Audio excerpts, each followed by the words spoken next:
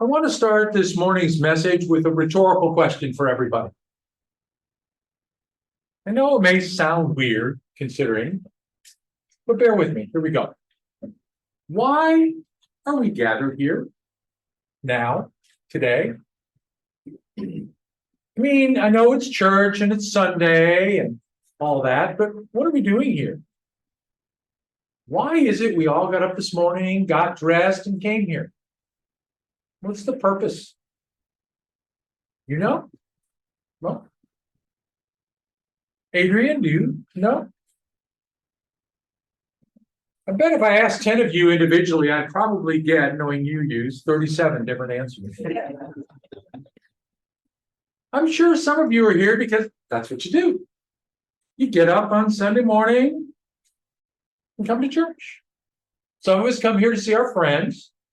Some here come to hope to be inspired by a brilliant yet humble speaker.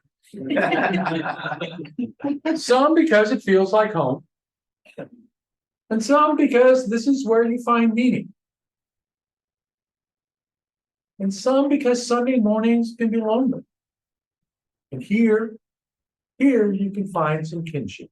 And what about other gatherings? Why do we get together at all? I mean, we gather together for weddings. I mean, the traditional wedding ceremony starts with, "Dearly beloved, we are gathered here today."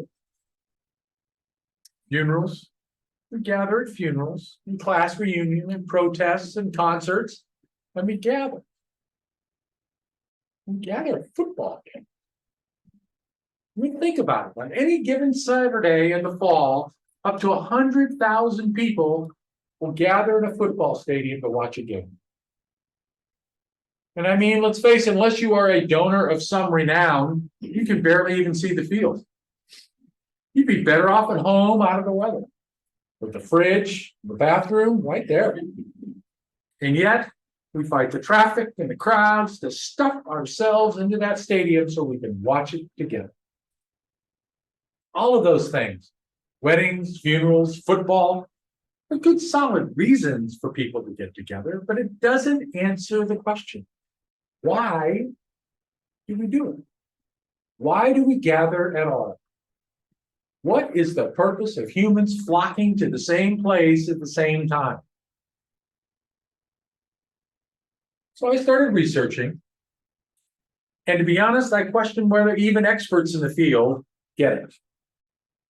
In her book, The Art of Gathering, How We Meet and Why It Matters, author Priya Parker says, but here is the great paradox of gathering. There are so many good reasons for coming together that often we don't know precisely why we are doing so. She goes on to say, in short, our thinking about gathering, when we gather and why, has become muddled.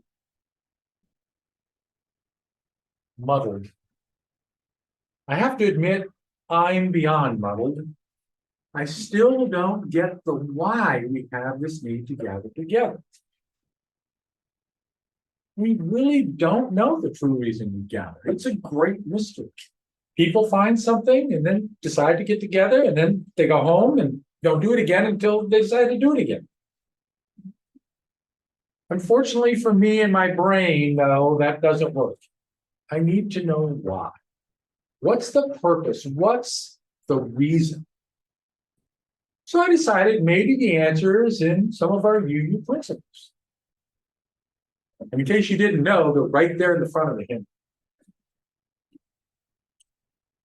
Inherent worth and dignity, justice, equity, those are all part of it. Acceptance of one another and encouragement to spiritual growth in our congregations. One talks about a group, why people get together. There's also one that talks about the goal of world community. That's pretty good. But again, not quite the answer that fits. Not the why we get together. So as I was sitting there pondering that, I decided to keep flicking through the hymnal. And what about our hymns? I mean, we sing them together, right? I mean, Maybe there's an explanation. So as I dug through, I found hymn number 360. Some of you know it. Here we have gathered side by side. Circle of kinship, come and step inside. May all who seek here find a kindly word. May all who speak here feel they have been heard. Sing now together this our heart's own song. Again, some good reasons we might gather. Still couldn't find the big why. And to be honest with you, I thought about singing the second verse, but it's not the second verse either. I could have sworn it would be there. So I kept thinking and I kept digging and I came up with another one of our hymns. Gathered here in the mystery of the hour. Gathered here in one strong body. Gathered here in the struggle and the power. Spirit, draw near. That one has some potential. Spirit, draw near. Could that be why we gather? Maybe there's some things in some hymns from other traditions. Here's an oldie but a goodie from my past. We gather together to ask the Lord's blessings. He chastens and hastens his will to be known. The wicked oppressing now cease from distressing. Sing praises to his name, he forgets not his own. Pretty hymn. A lot of wonderful things, but not finding the answer. I kept looking to find that answer, and another song from my past started rattling through my mind. He is now to be among you at the calling of your hearts. Rest assured, this troubadour is asking on his part. The union of your spirits here has caused him to remain. For whenever two or more of you are gathered in his name, there is love. I heard some people sing along. For those of you who don't know, that's from the wedding song. It was written by Paul Stuckey of Peter, Paul, and Mary fame. It is a beautiful, beautiful song. But I really love the line, for wherever two or more of you are gathered in his name, there is love. What if, for the sake of argument, we make a little small change in it for the purpose of this audience and this morning?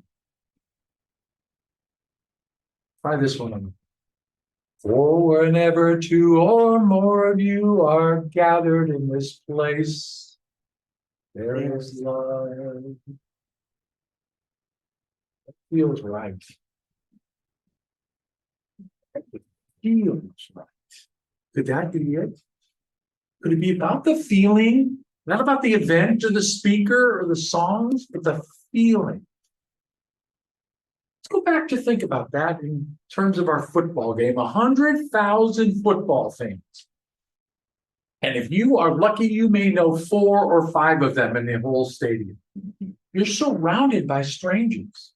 And yet, when that touchdown is scored or someone makes an interception or the game is won, you may turn to someone you don't even know, high-five them or even hug them because of the feelings that have been created, because everyone is gathered together in that space. Those feelings mean you aren't strangers anymore. And sometimes it's about those who may not even be totally gathered with us in that space. At my alma mater, where I did my undergraduate work at the University of Iowa, there's a tradition that started in the last few years that I will admit I have trouble even talking about because of the emotions that are tied to it. During the home football games, at the end of the first quarter, everyone, the fans, the players from both teams, The referees, the marching bands, the announcers in the booths, everyone in the stadium turns and waves to the children in the Stead Children's Hospital that sits just beyond the stands. What they're doing right there. And yes, it's about acknowledging those children and their families who are fighting horrifying disease and odds. But it's also about the feeling of gathering them in. And at that moment, it's not about the event, the game, or anything else. It's about the gathering, the feeling of being together in the love. One of these days, I'm going to go back to Iowa City for a football game, and it's not because I have this need to sit outside in the Iowa weather and watch my team. It is way more enjoyable from my living room. It's because I want to be a part of that gathering at the end of the first quarter and feel and share in that love. And maybe that's why we're here today, isn't it? That's why we got up this morning, walked out in this weather that does not feel much like a winter wonderland. Some of us grumbling, some of us enthusiastic, some of us out of obligation. But when we got here, things changed because we could feel the love in this space. We feel it. We gather because we need each other. We need to feel that love that surpasses all understanding. And I think most importantly, we have a need to share our love with others. Share it with you, and you sharing it with me. Why do we gather? The experts can argue about it all day long, but for me, the answer is simpler. We gather for the love. To create it, to share it, to feel it, and to be a part of it. May it be so. Blessed be you.